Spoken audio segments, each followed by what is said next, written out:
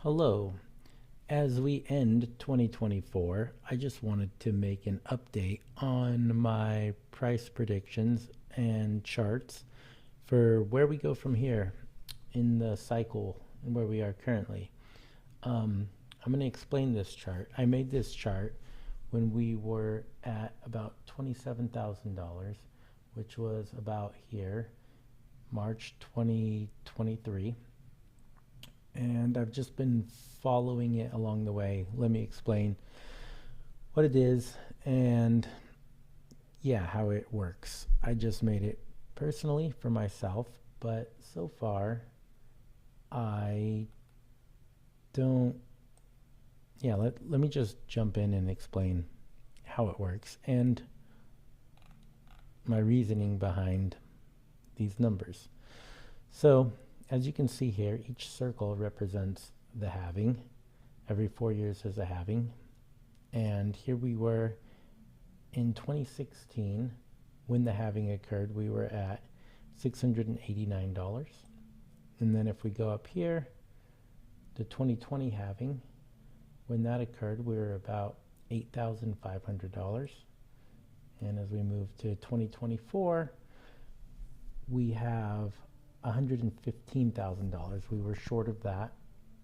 When the halving occurred in 2024, we were about $62,000. I basically just drew a straight line through all the halvings since 2016, and that's where I got those prices. I do believe the 2020 cycle was cut short because of COVID and all of the macro events happening around the world at the time. The whole market crashed, Bitcoin along with it, along with events like FTX and probably a lot of market manipulation around the time. I do think that had none of that occurred, we probably would have topped out closer to 100,000 that cycle. And that's also what I'm basing this chart off of. Now, if we zoom into where we are today, in 2024, the end of 2024, as you can see, we were short here, but we're making our way up and kind of making up for lost time as Bitcoin is rising faster than it did after the halving in previous cycles. We're a little bit early, and then with all of the news events, as far as the ETF, Bitcoin Strategic Reserve, and other things, I think we have the opportunity or the possibility of going exponentially higher once Trump gets in office. If he actually implements a strategic reserve, that will kick off game theory for basically forcing other countries to get in and compete for eating up or accumulating as much supply as they can before other countries do. Along with the ETFs and other things, we now have a lot of pro-Bitcoin people being appointed in positions in the government now, which is very the big contrast from last administration. So as you can see, we're behind this price, where I would expect the price to be about 116,000 at the halving, which was about 250 days roughly in the past, but we are moving up towards it now. And if we were to hit, say, 180,000 anytime soon, we'd be right back on track. These boxes here, as you can see, let's go back in time. Each box represents a move up after the halving. So in 2016, after the halving, we moved up from the halving point to the peak of the cycle about 3,000%.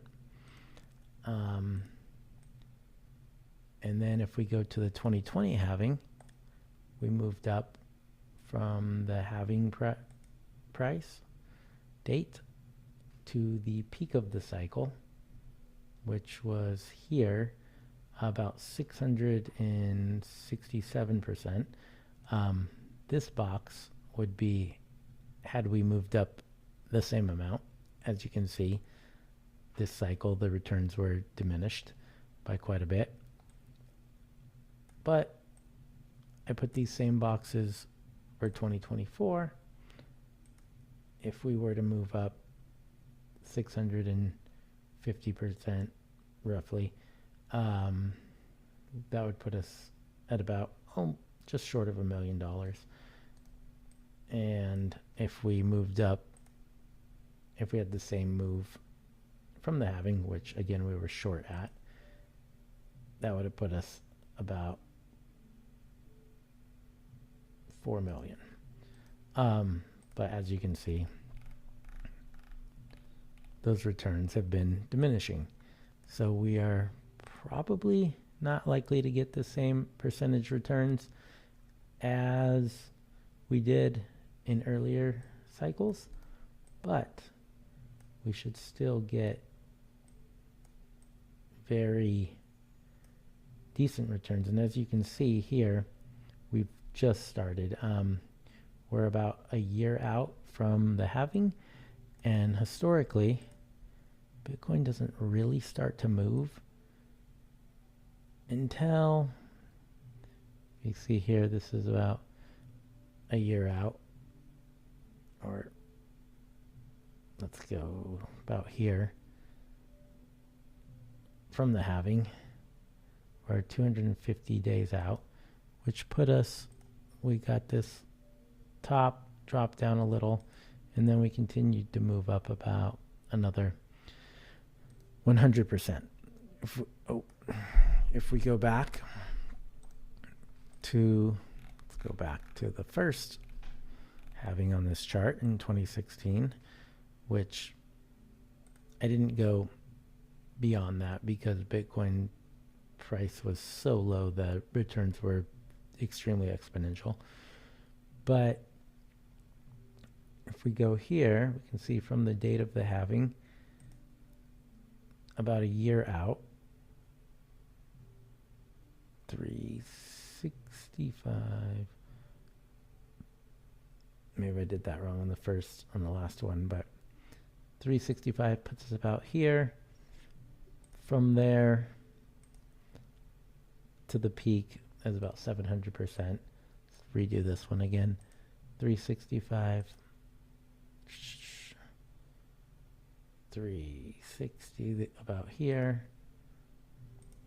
We dipped down, went back up about, stupid toolbars in the way. From the bottom to the peak, about 133%. So I would expect, us being a year out from here, we at least get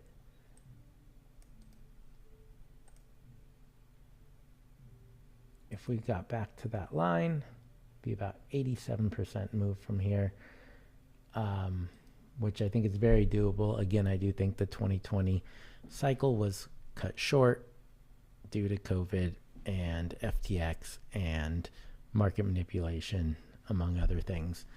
This time, hopefully we have none of those events, plus include the ETF, plus include possible strategic reserves around the world. More companies than ever are adding Bitcoin to treasuries. Countries, pension funds, and we now have major market analysts from BlackRock recommending everyone have a 2% allocation, to analysts at Charles Schwab recommending a 10% allocation. Then you have Fidelity, Bank of America analysts, and a bunch of others all recommending a certain allocation and predicting crazy price movements in the future. I heard today that a Charles Schwab analyst said that if everyone put in a 10% allocation, as they recommend, That could take us to about $27 million a coin. You have Michael Saylor's predictions by 2040 or something at 40 something million a coin, 30 something million a coin. I don't remember off the top of my head, but some crazy numbers. Kathy Wood from ARK Invest and a bunch of other analysts predicting multi-million dollar price targets in the next anywhere from 8 to 10 years from now. As you can see here, this is the ETF. This is when the ETF was approved. From the day the ETF was approved in November 2024. Bitcoin has gone up, well, to its peak, almost 200%. And as of today, we have a small drop just before Christmas, and we're down just about 12% from the all-time high of $108,000, and we're now sitting at 94,700. I expect the uptrend to continue at least until the middle of next year, possibly more towards the end of next year. We typically don't peak until about, let's see, from in 2020, the top was about 550 days out from the halving. In 2016, the top was about 530 days from the halving. So if we go here and we go out about 520 days, let's say, that puts us right here, top of cycle, this line. And that gives us probably another 270 days, 260 days of mostly upward trends. So if we extrapolate this out, I mean, we just go take from the bottom, that puts us at 125,000 at the minimum, I'd say, without all of the catalysts that I mentioned, ETF, strategic reserves, and asset managers now recommending it to everyone. So yeah, that's basically my chart, how I'm viewing things. I have been right since I created it around $23,000. And this is basically what I'm following and going off of. I don't recommend anyone else follow my chart for my own personal use, but that is how I view the market, how I'm viewing it. And yeah, and when we do reach the typical top, will I be selling? No. The risk is too high that game theory does play out and we go much, much higher, or have diminished returns, or yeah, we just keep going up. As you know, with the gold ETF, once that was approved, that ran up for almost 10 years after the ETF was approved. And I expect something similar could be a possibility with Bitcoin. As from my viewpoint, there's nothing to sell into. This is exiting the system. This is the new money now. This is the new unit of account and the best savings technology we have. Traditionally, it was gold. Gold doesn't really make sense in a digital world. Real estate, it's not nearly as liquid, and the supply is ever expanding, whereas Bitcoin has a very hard cap at 21 million. No more can ever be created, and I believe that makes that the hardest asset in the world. And from what I see, people, countries, I said that, people, countries, companies, and institutions, along with asset managers and everyone else, is starting to realize that and catch on. And once the rest of the world figures it out, it'll be too late to get any more at a meaningful rate. So I'm not selling, I'm holding for my kids and their kids, and hopefully their kids, or until someone loses the keys. But it is what it is. And with that, that's just another point.